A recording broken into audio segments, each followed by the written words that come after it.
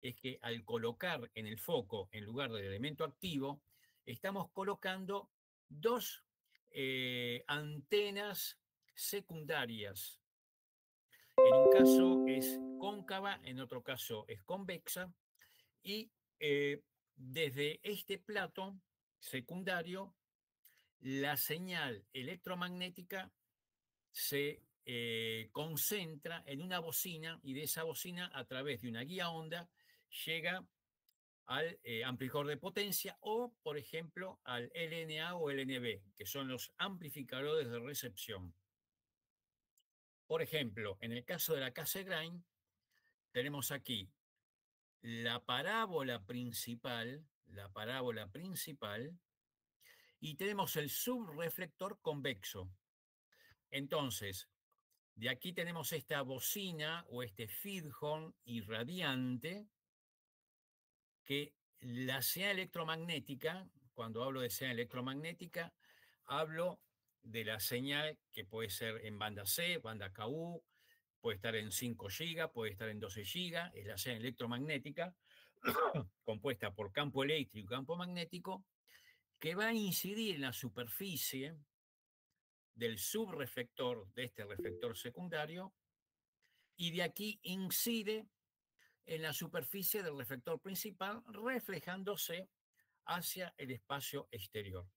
Si ustedes pueden ver, esta superficie de la parábola principal prácticamente tiene un paralelismo con la superficie del subreflector, lo que provoca desfasajes muy inferiores a lo que tenemos, por ejemplo, en el caso de antenas de primer foco. Entonces, aquí la eficiencia de bloqueo es del 100%, prácticamente no tenemos pérdida por sombra de la parte activa ubicada en el foco sobre la superficie parabólica.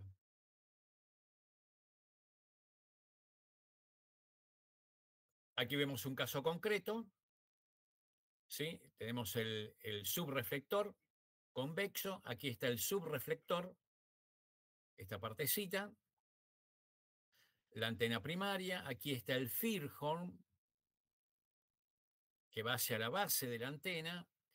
Este feed horn irradia, se refleja en esta parábola, en este reflector secundario, de aquí va a la antena principal. Recordemos que la Cassegrain es convexo, es decir, la parte irradiante es como que se complementara con la de la parábola principal.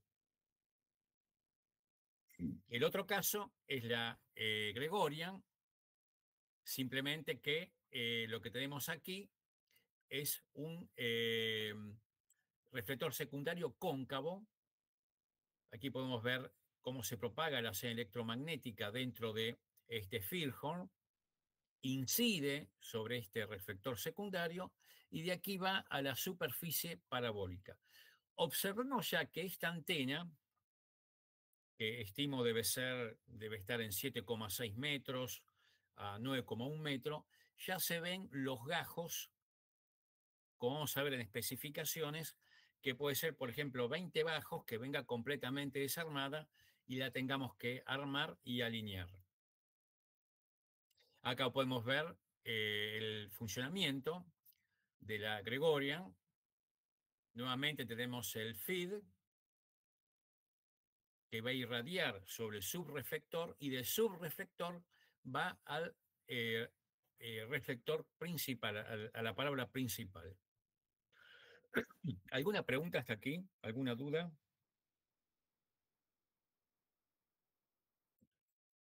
No, por ahora no.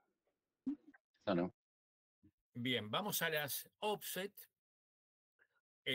También es un tipo de antena parabólica, pero el foco está fuera de la superficie donde se reflejan los rayos de la señal electromagnética. Este es un ejemplo típico, por ejemplo, la antena de DirecTV, un ejemplo, y aquí podemos ver el comportamiento donde desde el foco donde se encuentra la parte activa, incide la señal electromagnética en la superficie y se refleja, incide y se refleja. O en este caso recibe,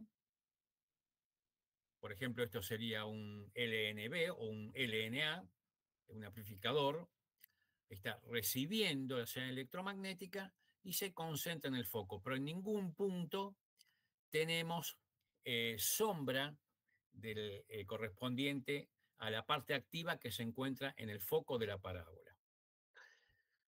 Eh, ¿Cuáles son los diámetros, para dar ejemplos sobre diámetros de antenas típicas de 9,1 metros en banda C, 7,6 metros en banda C, 5,6 metros en banda KU, 4,6, 4,5 metros, 3,7 metros, 3,6 metros en banda C, 2,4 metros a 1,8 metros, utilizados típicamente en VISAT. Imaginemos esto, lo importante de estas dimensiones. Por un lado, es lógico que a mayor diámetro de antena, mayor ganancia. Pero imaginemos también una antena de 9,1 metro de diámetro para lo que es transporte, lo que es instalación y lo que es el apuntamiento de esta antena, y supongamos que haya que corregir permanentemente por diferentes motivos la posición de la antena. Es bastante complejo y ya desde el punto de vista del armado, una antena de 9,1 metros viene en 20 gajos o 30 gajos y hay que armarlas en sitio. Por ejemplo, vamos a esta antena de 2,4 metros. Dice que la cantidad de partes, o sea, es una, es decir, viene entera esta antena. Ya habla del tipo de montaje que es AZ, polar, ya lo vamos a ver seguidamente de qué se trata esto. Es foco primario y también viene offset. Luego la de 4,5 metros, por ejemplo. ¿En cuántas partes viene? Viene en 3 partes. También desde el punto de vista de cómo se posiciona, el sistema de montaje es AZ y es posible colocarle un motor justamente para el posicionamiento de la antena. Justamente en esta eh, tipo de montaje AZ dice que la elevación de la antena la podemos ajustar desde 5 a 90 grados. Es decir, que tenemos un rango de 85 grados y en azimut 330 grados. Es decir, que no podemos pegar una vuelta completa con la antena. Aquí tenemos otro ejemplo de 9,1 metros. El número de gajos con que viene es 20 gajos. 20 gajos. Trabaja en banda C y observen que justamente lo comentamos recién, a medida que aumenta la frecuencia, por ejemplo, la de recepción 3,625, la ganancia es 53,5 dBi, recordemos dBi, pero a medida que aumenta la frecuencia, o sea, esta misma antena con este mismo diámetro, si trabaja en 4,2 giga, la ganancia es de 54 dBi.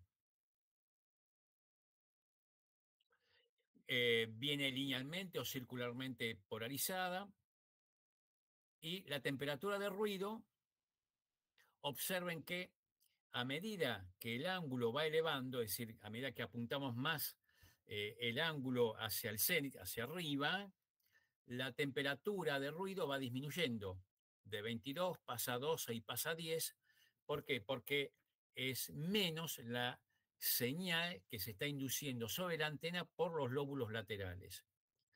Aquí vemos un ejemplo del armado por gajos, que luego hay que alinear, se utiliza una cinta métrica o un teodolito. Lógicamente que en las hojas de instrucciones, en las hojas de datos del fabricante se detalla claramente cómo se tienen que armar estas antenas. Em, el Filhorn, que es para el caso de las antenas, nos estamos refiriendo a este dispositivo, este que está acá, es una guía abierta, la señal viaja delante de esta guía, esta es una guía abierta circular, la señal viaja por el interior en diferentes modos de propagación, que eso lo vamos a ver cuando toquemos el tema de guía onda en clases siguientes, sucesivas reflexiones, y se irradia hacia el reflector secundario. Este sería el Fidhorn, que es una guía abierta, pues termina en forma cónica, tiene una impedancia característica que está relacionada con la impedancia característica de la guía onda, que es 120 pi. ¿De dónde viene esta expresión? Recordemos que 120 pi es 377 ohms, que es la impedancia característica del espacio libre, impedancia característica del espacio libre. Cada guía tiene una frecuencia de corte y se tiene que trabajar siempre por encima de esta frecuencia de corte, porque si no la guía deja de, es como que tiene una atenuación infinita y deja de propagarse la señal electromagnética. Aquí podemos ver guías flexibles, guías rígidas, que se utilizan para alimentar en la parte posterior a estas antenas con Firhorn, ya sea la Gregorian, ya sea la de foco primario, como vimos, ya sea la Cassegrain. Y aquí aparece esta ventanita donde esta parte abierta blanca, en realidad lo que tenemos aquí es como una especie de celofán, puede ser una ventanita de fibra de vidrio, que evita la entrada de humedad, suciedad y además presurización. Todas estas guías tienen que estar presurizadas. Aquí tenemos un ejemplo típico de un sistema de guía onda que va desde en la parte baja al equipo transmisor. Aquí tenemos puesto aquí abajo una ventana presurizadora y aquí tenemos esta manguerita que va al equipo presurizador de tal manera de mantener permanentemente seco el interior de la guía. Y desde aquí vamos a la antena, o sea, esta parte se conectaría en forma simplificada de manera directa al Firhorn, pero en realidad hay circuladores y circuitos selectores que hacen la combinación para transmisión-recepción. Y esta guía que está aquí es flexible, esta que está aquí arriba tiene que ser flexible, ¿para qué? Para permitir el posicionamiento de la antena. Si la antena se desplaza, ya sea para mantenimiento, ya sea para el apuntamiento, ya sea para la corrección de la posición, esta guía que va a la parte posterior de la antena tiene que ser flexible. ¿Alguna pregunta hasta aquí?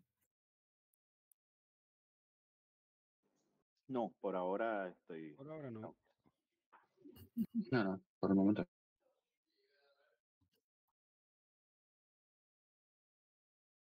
Bueno, el Firhorn, entonces, como comentamos, prácticamente en el foco de la parábola está el reflector secundario. Aquí tenemos el Firhorn, donde del otro lado, es decir, la parte posterior, viene todo este sistema de guía onda que va al equipo transmisor-receptor. También puede ir al LNB, Aquí vemos un corte donde podemos ver claramente al Firehorn cómo desde la parte posterior tiene este combinador y aquí el reflector secundario.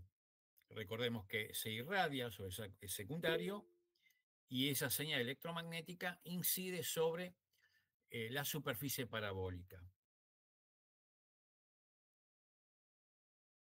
También, además del el LNA o el LNB, que son amplificadores que reciben la señal, son amplificadores de bajo ruido, tienen que ser digamos, precisamente de muy bajo ruido, porque la señal que recibimos satelital también está del orden de los microwatt. Por lo tanto, para ser interferida, para evitar ser interferida por el ruido, los amplificadores que reciben esa señal tienen que ser de bajo ruido. Y por eso es tan importante la temperatura de ruido de la antena, la temperatura ambiente de ruido de la antena, que hay que tratar de mantenerla, o sea, que la antena tenga una temperatura muy baja, porque sumada con la del amplificador, afecta la señal recibida desde el satélite. Por otro lado, también, en el caso que la antena sea transmisora, está el Block Up Converter, que lo que hace es un amplificador de potencia, que lo que hace es pasar de banda L, que es la señal que viene del equipo transmisor, y convierte la señal a frecuencias más elevadas en la banda C, en la banda KU, en la banda K.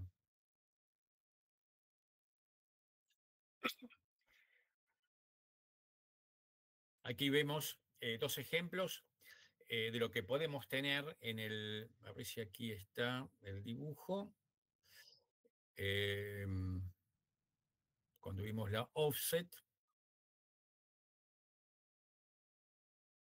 aquí está, en este caso un LNA conectado en la antena parabólica, y entonces un LNA es simplemente un amplificador de bajo ruido. O sea, amplifica la señal antes que sea procesada por el receptor satelital. El LNB es un amplificador de bajo ruido, pero además, por ejemplo, recibidas señales de la banda K sub A, de la banda KU o de la banda C, la baja a la banda L, que es de 1 a 2 GHz. Recordemos, me permito volver al principio, recordemos las bandas, es importante tenerlas presentes.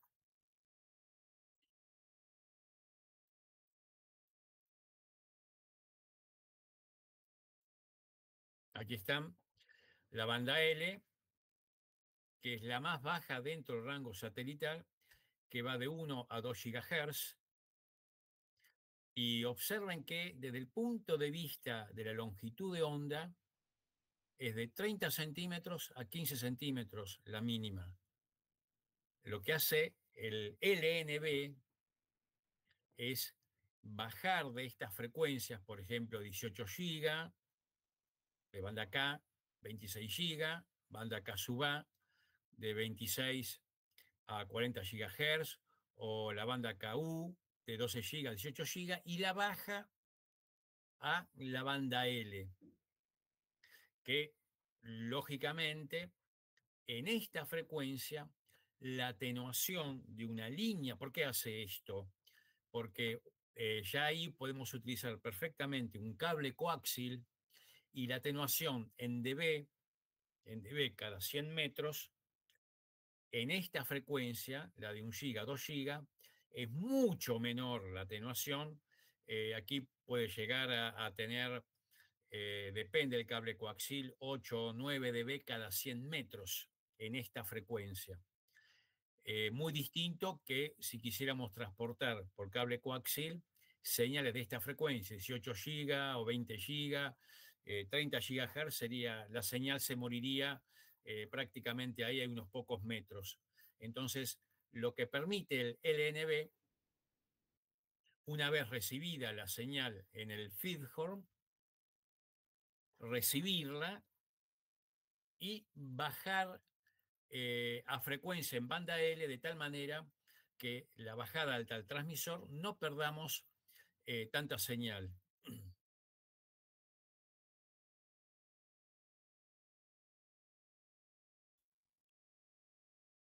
¿Te hago una consulta? Sí, ¿En qué momento se convierte de señal electromagnética a una señal eléctrica transmitida por un cable? Porque yo veo que la guía de onda termina en una, como dijiste, un celofán o una fibra. claro. Eh, lo que tenemos, está muy interesante la pregunta, una señal que viaja por una guía onda, no lo hubiese puesto acá para, si sabía que venía esa pregunta, la señal, o sea, por un lado, la guía onda de este lado, ¿sí? Va al Firhorn e incide sobre el reflector, de ahí ningún problema. Sí. Del otro lado, esto termina como si fuese en como una guía cerrada y en el interior hay un dipolito. Si ustedes me permiten salir de esta presentación y les quiero mostrar algo, no sé si tiene algún inconveniente. No, ningún inconveniente, pero si No hay querés problema. explicarlo después, no hay problema. O si no, se los puedo enviar. Lo voy a enviar, lo subo a la carpeta compartida. Pero básicamente, en este extremo, se coloca como si fuese un codo que en un extremo tiene un conector tipo N. Todos conocemos el conector tipo N. Sí. Ese conector tipo N interiormente termina en un pin, como si fuese acá, veríamos un palito, que es un dipolo irradiante. Es como que dentro de la guía onda hay un dipolito irradiante. Y al irradiar, en lugar de hacerlo en el espacio libre, en un medio no confinado, lo está haciendo dentro de la guía onda, que es un medio confinado. Entonces, esa señal electromagnética comienza a rebotar por el interior de la guía.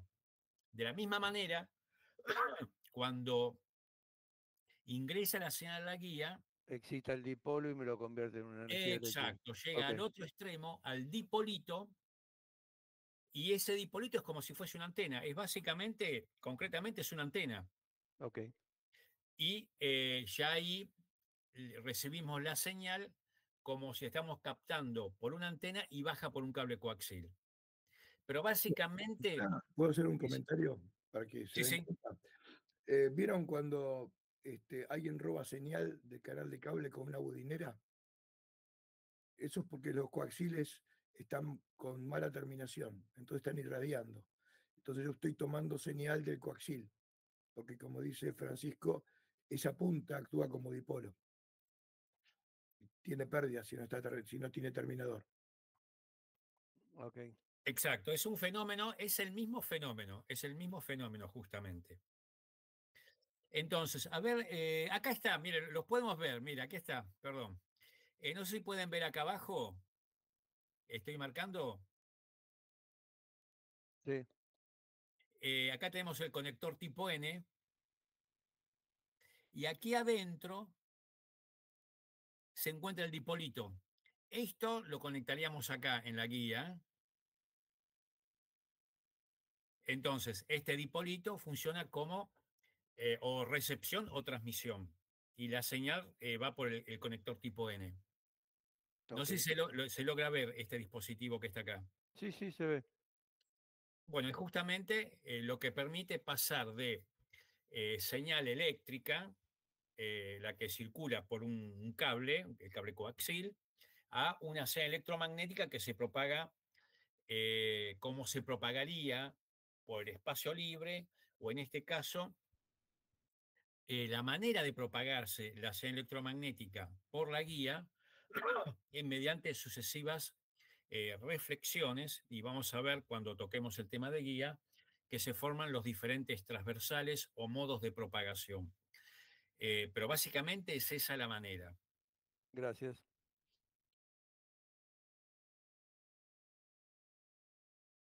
O sea, aquí abajo, si aquí tendríamos el equipo transmisor, si tiene el flange que es guía, es una guía, en el interior se va a poder ver ese pequeño pin que está funcionando como antena.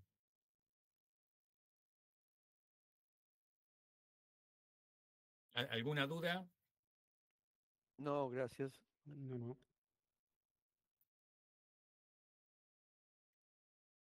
Bueno, hablamos del Firehorn. Aquí vemos un diagrama en corte donde se puede ver perfectamente esta guía abierta, es una tipo bocina, ingresa la señal electromagnética, incide sobre el reflector secundario y se refleja sobre la superficie parabólica. El LNA, el LNB, el Block-up Converter, acá en este caso, a diferencia, por ejemplo, de este que está acá, que el book está aquí abajo detrás de la antena, aquí está en modo foco primario. Perdón, estoy volviendo para atrás. Acá. Está en el foco de la parábola. Esta es una bocina que está recibiendo la señal electromagnética y aparece el amplificador de potencia. Esto lo que hace es al revés, justamente de banda L lleva la señal electromagnética a cualquiera de estas tres bandas. ¿Y por qué esto? La diferencia, ¿por qué no colocamos el amplificador de potencia abajo? Porque justamente atenúa mucho menos, aquí tenemos una guía flexible, la podemos ver acá, la gran atenuación de la señal de radiofrecuencia la tenemos en este tramo que puede tener en esta guía flexible, que puede tener 1 metro. Y aquí tenemos una señal que está en 18 GB, 20 GB, 25 GB, y atenúa mucho menos que si este amplificador de potencia estaría abajo en la sala de comunicaciones. Entonces, ¿qué hacemos? Llevamos la etapa de potencia a la antena y alimentamos al amplificador con una señal que está en una frecuencia en banda L de 1 a 2 GHz. Este cable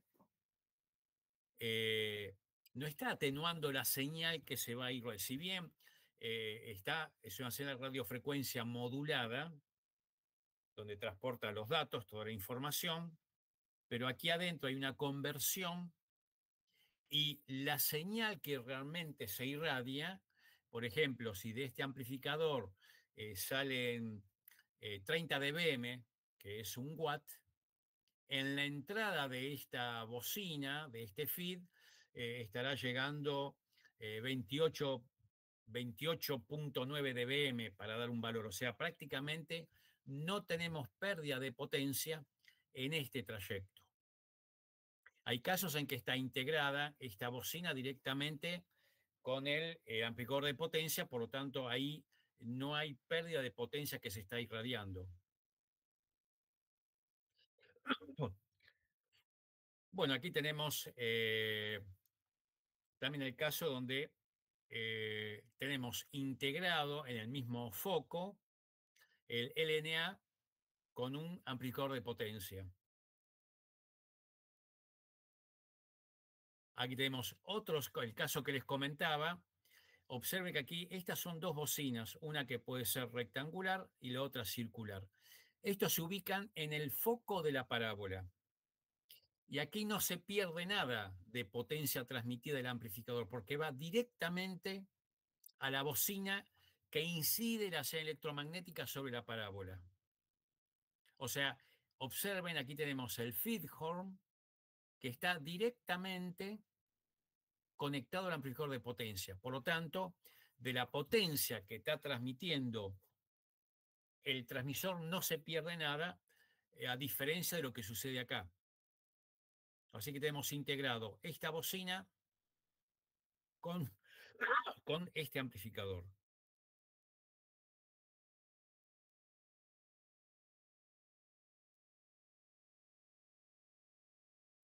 Bueno, el tema de soporte de antena, es decir, tenemos la antena parabólica y esta antena parabólica tiene que tener, para la antena parabólica, de acuerdo, inclusive, pensemos que hay diámetros de 1,8 metros hasta 9,1 metros y diámetros mayores, pero nos vamos a circunscribir en esos diámetros y tenemos dos casos, dos temas para analizar.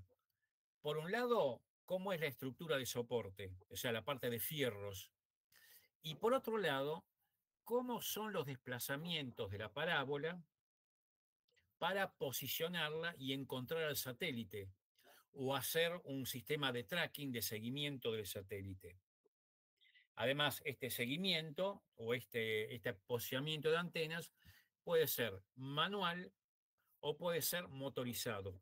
Lógicamente, es de imaginarse que para antenas de bajo diámetro no necesariamente tiene que estar motorizado. En general, las antenas VSAT, el ajuste perfectamente se puede hacer manual, además posee un posicionamiento fijo, pero ya en antenas de 4,5 metros, antenas de 9,1 metros, ya el posicionamiento hay que hacerlo motorizado porque prácticamente es imposible hacer el ajuste. Entonces, vamos a ver primero el sistema, cómo soportamos a la antena, cuál es el sistema de soporte. ¿Qué nos tiene que permitir, por un lado? Una adecuada movilidad para el apuntamiento, para el tracking, mantenimiento, buena estabilidad de la antena. Ahora vamos a ver un ejemplo de lo que significa eso. El conjunto suelo, soporte, antena tiene que ser estable. Además, para este soporte y todo lo que implica el armado de la antena, disponibilidad de espacio y básicamente podemos citar 4 tipos, que es el tipo pedestal, el tipo trípode, los sistemas de soporte motorizados, que son casos particulares de los anteriores, y los móviles. Vamos a refrescar un poco el tema de azimut y elevación, importante en las antenas satelitales. El azimut, ¿cómo se mide el azimut? Es tomando el norte y vamos en sentido horario. Ahí sacamos el azimut. Y luego con un inclinómetro, apuntando a la dirección que se encuentra el satélite, o en realidad es la inclinación que tiene que tener la antena de acuerdo a los cálculos que tenemos, obtenemos la elevación de la antena que la ajustamos con un inclinómetro. En general las antenas tienen un sector, una posición donde poder colocar el inclinómetro y medir la elevación que tiene y que lógicamente se tiene que corresponder con la ubicación del satélite. Entonces, esta es la manera de medir el azimut. Por otro lado, en el sistema de coordenadas esféricas, es algo también al que hace referencia los sistemas de posicionamiento. Tenemos el eje Z, el eje Y, el eje X, la elevación que la tenemos con el ángulo θ, el azimut con el ángulo φ y, digamos, lo que sería la distancia con este vector R, con este vector posición R. Aquí simplemente es una representación similar a la anterior, donde del norte, aquí tenemos el azimut y tenemos la elevación. con un cierto ángulo que está determinado por el inclinómetro. Vamos a este ejemplo de la importancia de la estabilidad de una antena. Hay una relación geométrica que para pequeños ángulos, perdón, ¿alguna pregunta hasta acá antes de avanzar? ¿El azimut es en grados? Sí, totalmente, en grados. ¿Y el cero cuál es? Se toma, fíjate, acá está, el cero es el norte. O sea, partimos desde acá y nos van a decir tantos grados en azimut. Ok, gracias. Hay una relación eh, marcada por la ley de los pequeños números que nos dice que arco expresado en metros, por ejemplo, arco, aquí tenemos este triángulo, ¿no? Este triángulo en A, B y este punto, este vértice. Dice que arco sobre radio, sobre esta longitud, es igual al ángulo. Arco sobre radio es igual al ángulo. Es una relación que se cumple para pequeños ángulos, no si este ángulo es 50 grados, esa relación deja de tener valor. Pero sí para valores muy pequeños de ángulos que son los que vamos a considerar en el desplazamiento del haz de una antena satelital. Recordemos que una antena de, por ejemplo, 4 metros y medio de diámetro, el ancho de haz es menos de 1 grado. Imaginemos, es un puntero láser, el haz de un puntero láser. Entonces, supongamos que aquí tenemos el haz que está apuntando al satélite en el punto A. Y se corrió, porque la antena se movió, supongamos, la antena se movió, se corrió 0,1 grados, una décima de grados, una décima de grados. Supongamos que este satélite está a 20.000 kilómetros en la órbita MEO, 20.000 kilómetros. Entonces, si se desplazó 0,1 grados, ¿cuántos kilómetros equivale pasar de A a B? ¿Cuánto equivale a pasar de A a B? Entonces, hay que pasar los grados a radianes. 0,1 grados es 1,74 por 10⁻³ radianes. ¿Y qué hacemos? Multiplicamos el arco por esta distancia. Es decir, hacemos 1,74 por 10⁻³ multiplicado por 20.000 kilómetros. Eso nos da 34,88 kilómetros. Es decir, que el satélite que estaba acá, el haz se desplazó al punto B, que está a 34,88 kilómetros. O sea, observemos lo que representa un pequeño desplazamiento del haz debido a inestabilidad de la antena. ¿Se entiende este ejemplo? ¿Hay dudas sobre este ejemplo? Sí, perfectamente. Ok. ¿Se entiende? Sí, Sí. sí. Sí, se entiende.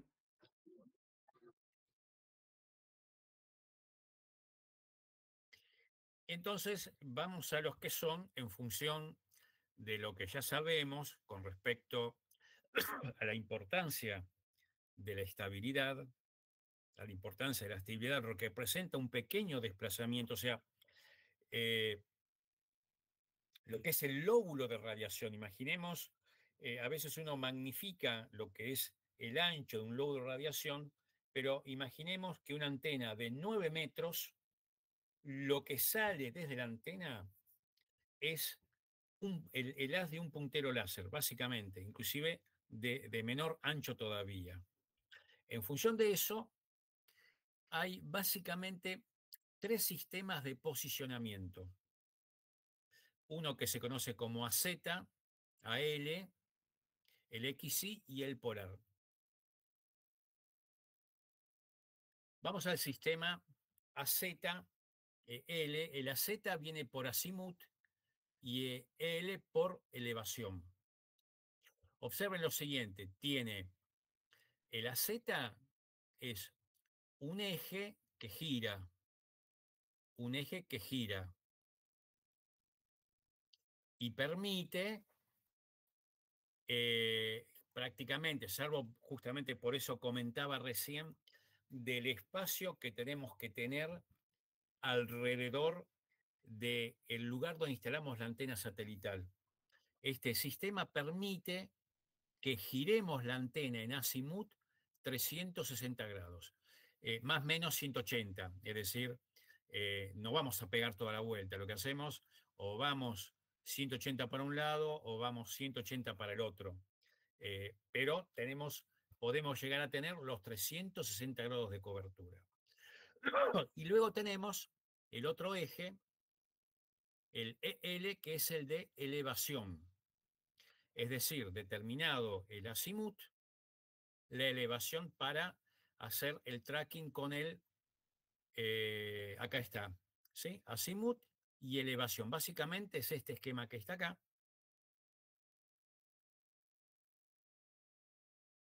Es un sistema relativamente sencillo. Y aquí tenemos un ejemplo, un montaje sobre pedestal. Depende del tipo de pedestal, pero en muchos casos que es más limitado, pero permite, aquí tenemos la limpieza total, por lo que vemos en los alrededores de la antena, tenemos la platea de hormigón, lo que hace que la antena esté firmemente sujeta y permite justamente variar la elevación y girando el azimut, posicionando a la antena de acuerdo al satélite que tengamos que conectarnos, ¿no? ¿Alguna duda sobre este tipo de montaje? No. Claro. Bueno, aquí hay otro ejemplo de AZEL. Este sistema de sujeción permite el desplazamiento en altitud y este canister, que luego se tiene que fijar, permite el giro de la antena en los 360 grados. O sea, este es un detalle de lo que tenemos acá.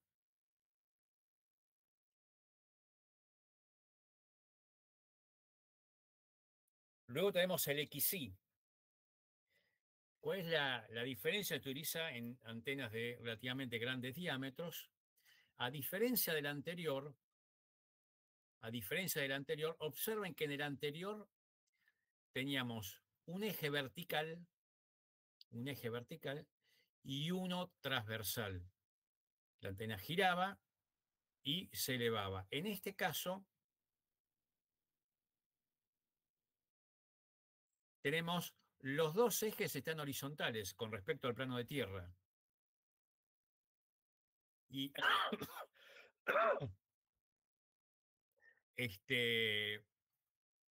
tenemos, según lo que sería I, el plano I, donde se hace girar la antena, que puede ir entre, si imaginamos la posición, entre 0 y 180 grados. Es decir, si miramos esta flecha y vemos el ángulo hacia la izquierda y hacia la derecha, tenemos, si esto consideramos la posición vertical 0 grados, tenemos 90 grados para un lado, 90 grados para el otro, es decir, tenemos 180 grados. Y por otro lado, aquí también tenemos 90 grados, 90 grados, 180 grados. Es decir, que también entre los dos tenemos una cobertura de una semiesfera donde podemos posicionarnos en cualquier lugar. Aquí habla de más o menos 85 grados, porque justamente existen limitaciones en las proximidades de el soporte de la base de la antena, pero son los valores, es decir, más o menos 90 grados para tanto para X como para Y. Y luego tenemos el montaje polar. Pero, ¿alguna duda con respecto a estos dos, al azimutal elevación y el XY?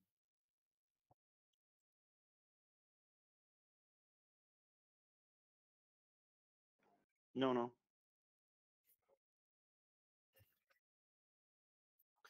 Bueno, vamos a el montaje polar, que es muy interesante.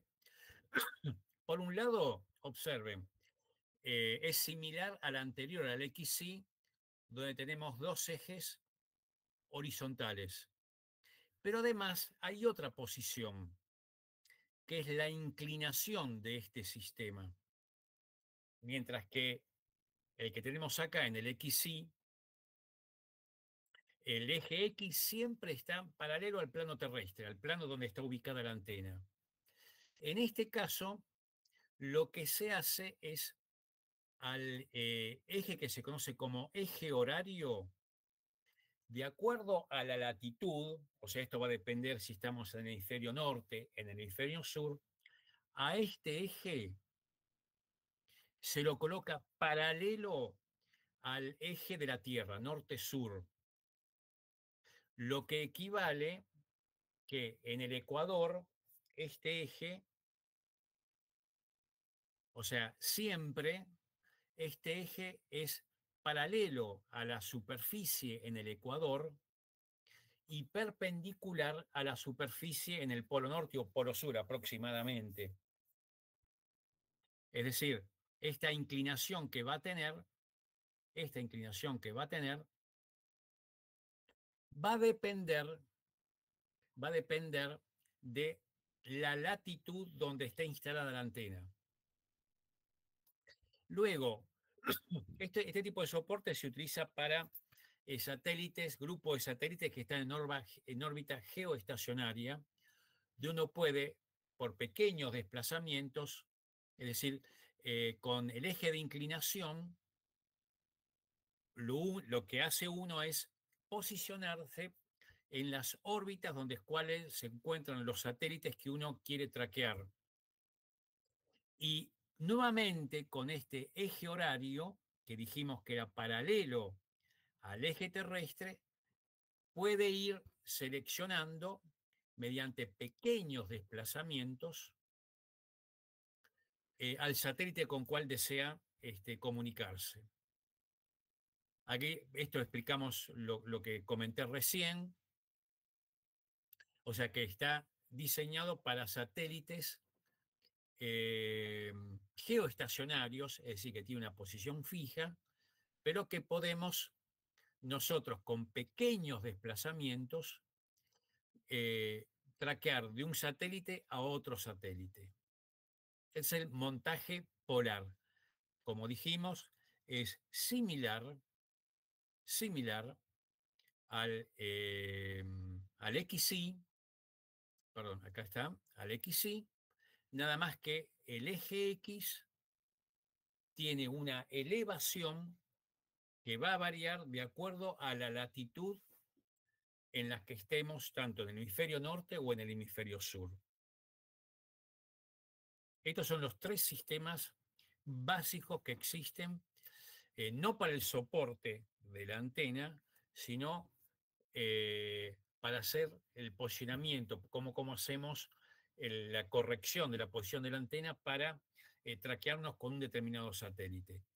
Que esto justamente está en este esquema, en el sistema real, concreto, está posicionado por medio de motores.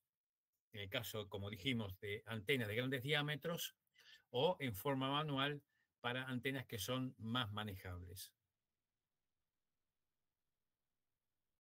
¿Alguna pregunta hasta acá? ¿Alguna duda? ¿Cómo se selecciona uno u otro?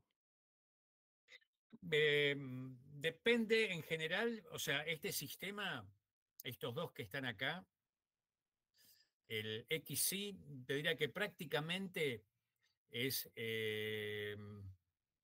depende del tipo depende por un lado del fabricante y depende del tipo de antena. Para pequeñas antenas, donde uno puede manualmente hacer la corrección en azimut y en elevación, eh, eh, se utiliza este sistema, AZ elevación, pero el XC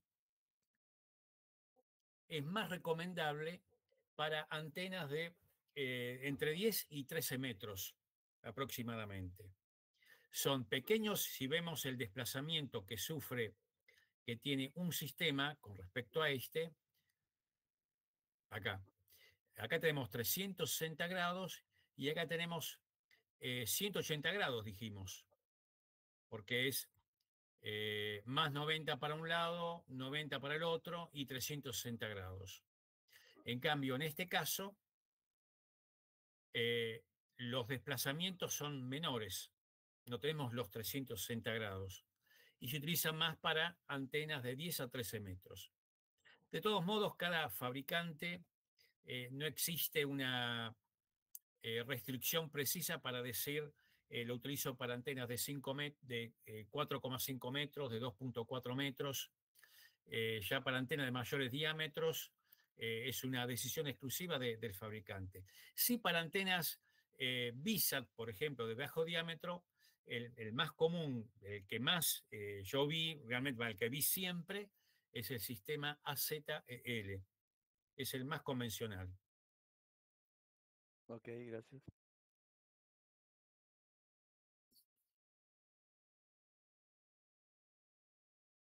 Aquí también tenemos el Hola, pedestal. disculpe.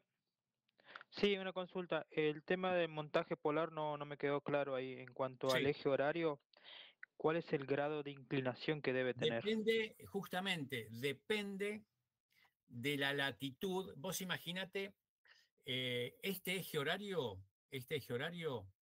tiene que ser paralelo al eje terrestre. Entonces, imaginemos, si estamos en el Ecuador, este eje horario, este ángulo, ¿cuánto sería? Aproximadamente, porque bueno, tampoco la Tierra es una esfera perfecta, ¿no? Pero supongamos que es una esfera perfecta. El eje horario, el ángulo de inclinación, ¿cuánto sería si estamos, supongamos, justo en el Ecuador?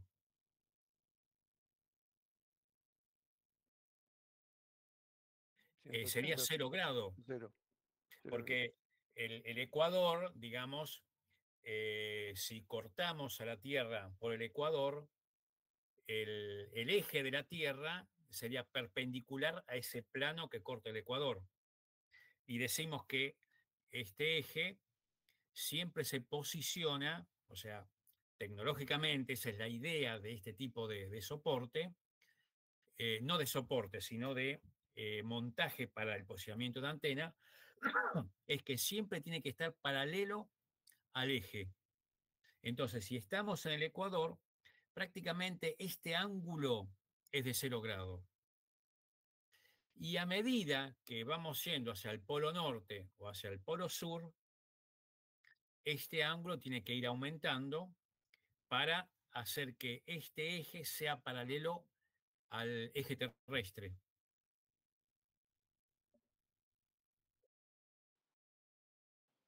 Bien, No bien, sé ahora si, me quedó un poco, sí, ahora me quedó un poco más claro.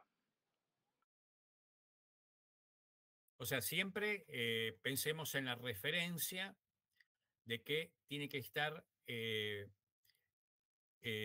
orientado norte-sur y además tiene que ser paralelo al eje terrestre. Esas son las dos condiciones iniciales para trabajar con las otras dos posiciones de esta antena.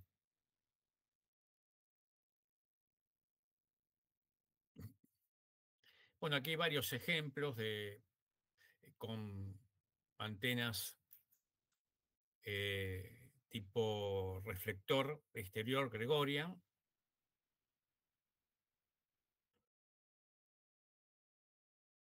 Aquí vemos el feeder, el reflector parabólico, y vemos aquí, en este caso que es totalmente manual, montaje por trípode y el ajuste totalmente manual acá.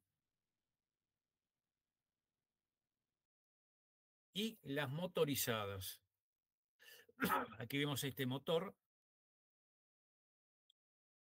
ubicado externamente en la parábola. Esta es una parábola tranquilamente de 4 metros y medio. Observemos que es de foco primario, y tenemos el book completo, o sea, está el reflector,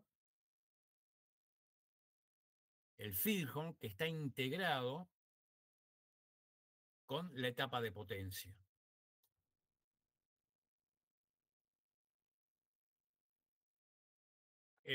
Aquí también, por ejemplo, un detalle de los sistemas que controlan los motores satelitales. Habla de una resolución, es decir, que yo me puedo, es un motor paso a paso, que dice que se va desplazando 0,0055 grados. Hagamos nuevamente la cuenta. Suponiendo un satélite que se encuentra a 20.000 kilómetros, 0,0055 equivale a 9,59 por 10 a la menos 5 radianes, que multiplicado por 20.000 kilómetros implica que el haz se desplaza 1,9 metros. Es decir, este motor, cada vez que lo movemos, el menor desplazamiento que podemos hacer del haz en ese punto de remoto es de 1,9 metros. De aquí, con esto que estamos comentando, tanto cuando hablamos del ancho de haz o como cuando hablamos de los pequeños desplazamientos de una antena, uno piensa, bueno, es 1 grado o medio grado y que parecería que es insignificante, pero que hay que proyectar el arco proyectado en el espacio exterior a 6.000, 7.000, 10.000, 20.000 kilómetros.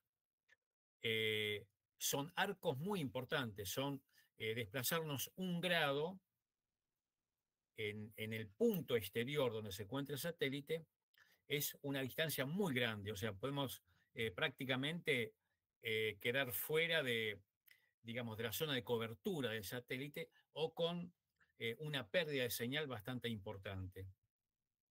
Aquí lo podemos ver, bueno, en este caso, con un 0,055 grados de resolución, equivale,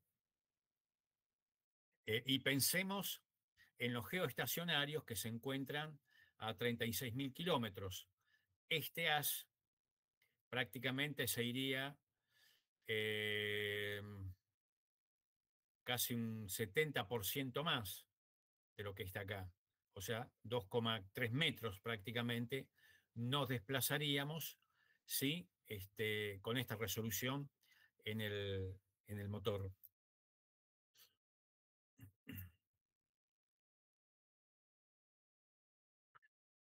Aquí hay otro ejemplo también de una antena Andrew. Cuando se hace el ajuste de a cuántos grados puede resolver el desplazamiento de antenas.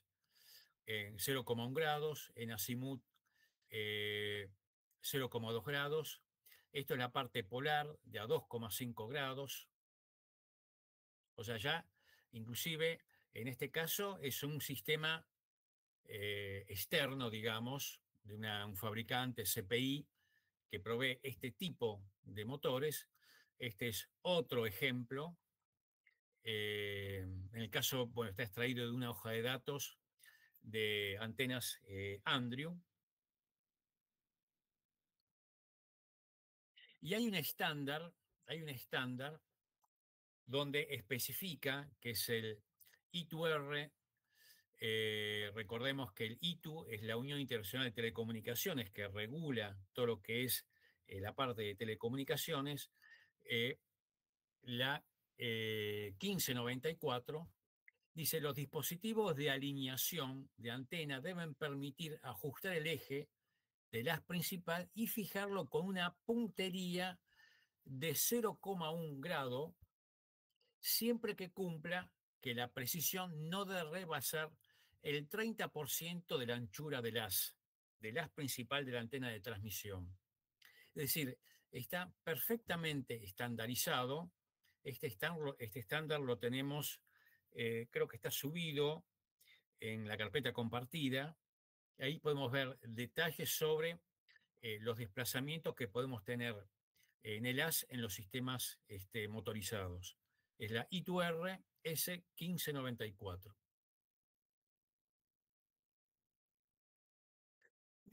Bueno, luego tenemos también los sistemas móviles. Aquí una antena que puede variar este sistema entre 4,5 y 3,7 metros.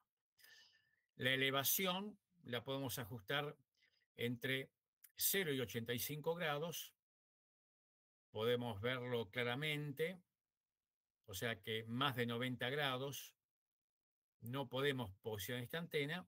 Y en lo que es la parte azimutal, a 330 grados, porque del otro lado estaría molestando la cabina del conductor.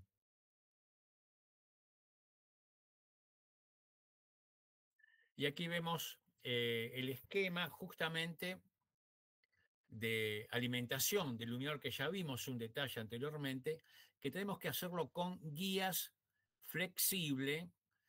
Observen que aquí esta guía habla que actúa desde el punto de vista azimutal, es decir, cuando la antena se mueve de esta manera, tenemos que tener una guía flexible, no tiene que ser una guía rígida, y cuando hablamos en elevación, está esta guía flexible que permite el desplazamiento en azimut de la antena. Importante considerar, a igual longitud de guía, una guía flexible tiene, o sea, esto no es gratuito, una guía flexible pierde en dB un poquito más que una guía rígida. Bueno, hacemos un breve descanso, ¿les parece? Hasta -10. Perfecto. Ese video. Perfecto. Bueno,